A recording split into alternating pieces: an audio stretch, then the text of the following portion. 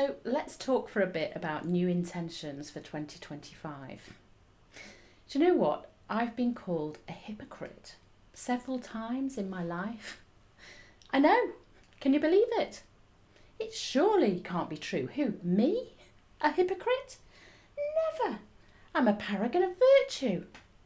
I always do what I say I'm going to do.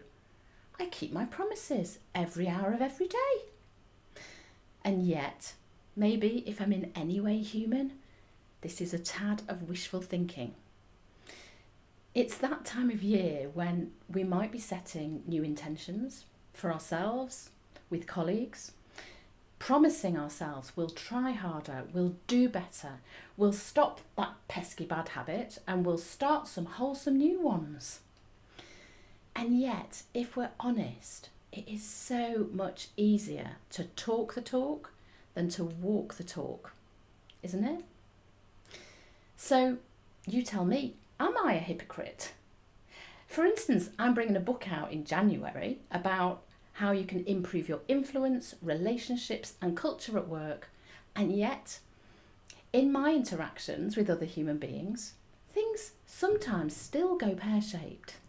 I'm still making mistakes. I'm still getting egg on my face some of the time, despite my best intentions and everything I've learned and, in some people's eyes, being an expert. This is the say-do gap. And it's absolutely key to improving your relationships, influence and culture in the workplace. I'll explain why in a minute, but first, here's a mini example of what a hypocrite I can be. A while ago, I had a meeting with somebody and I was considering collaborating with them.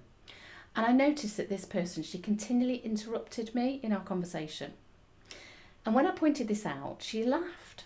She laughed it off, saying, oh, it's just the way she is. And I shared my perspective, which was when she cut over me constantly and talked over me, I felt indignant because it left me with that feeling and an impression that she thought what she had to say was more important, or that she didn't really want to listen to my point of view. And I shared with her my experience that interrupting can sometimes be an unconscious way of trying to exert power or control in a relationship. Anyway, surprisingly enough, she didn't agree with me and she didn't want to talk about it any further. We actually agreed that we weren't a good fit for a collaborative project. Not a problem. It was the right decision for both of us. But I told my family about this experience and conversation later that week. And then I was in a conversation with my teenage daughter and I was in the middle of this chat and she said, Mum, stop interrupting. And of course, I denied that I had. I wasn't even aware of it. But yes, she pointed it out and she held up the mirror for me. And even though I hate being interrupted and I try very, very hard not to interrupt other people, here I was still doing it. Because even with all the great research and advice and even expertise we might have, changing our habitual behaviour really isn't easy, is it? And this is the say-do gap. What we say we believe in, that's the easy stuff. Doing what we say we believe in can be really, really hard, can't it? Here's just one example from many dozens I've seen in corporate life. The values stated on the website of a very large government department running crucial public services across the UK states our values are respect, dignity, commitment to quality, compassion, everyone counts.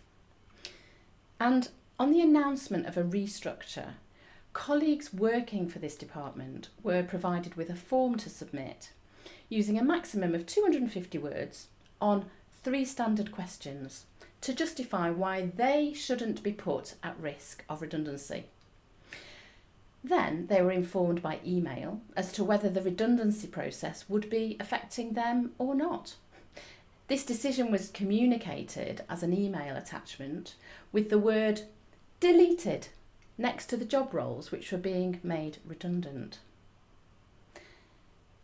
What were those values again? Compassion, quality, everyone counts.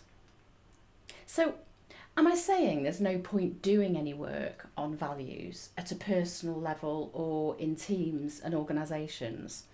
Am I saying they don't matter? No, I'm not saying that. However, when values are merely good intentions and they're not evident in the day-to-day working practices, really they risk doing more harm than good. Colleagues don't believe them. People view them as disingenuous, dishonest, window dressing and misleading PR. It sends a signal that saying one thing and doing another is fine. And it also sends an even stronger message that whatever we say, it's not actually what we really mean.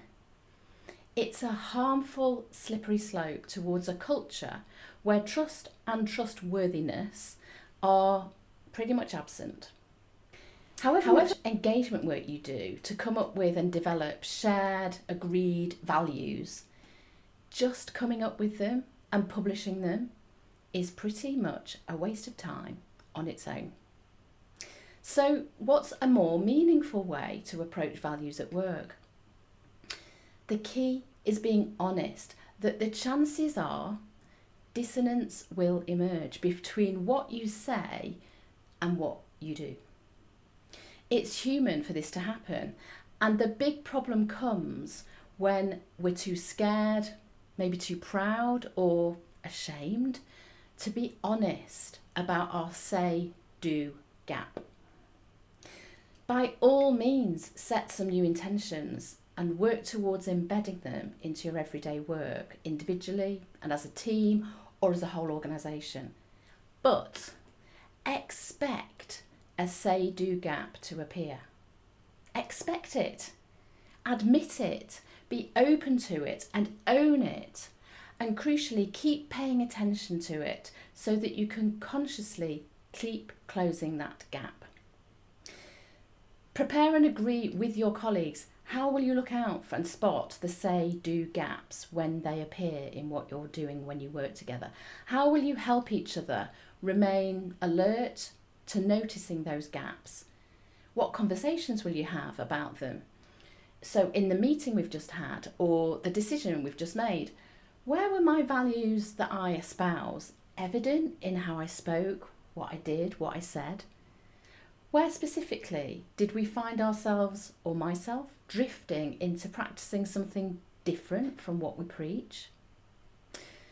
Many teams and leaders are terrified to acknowledge that their well-meaning values aren't necessarily evident in practice. Yet, when you honestly acknowledge this, it is transformational, and it's a hugely courageous way to lead.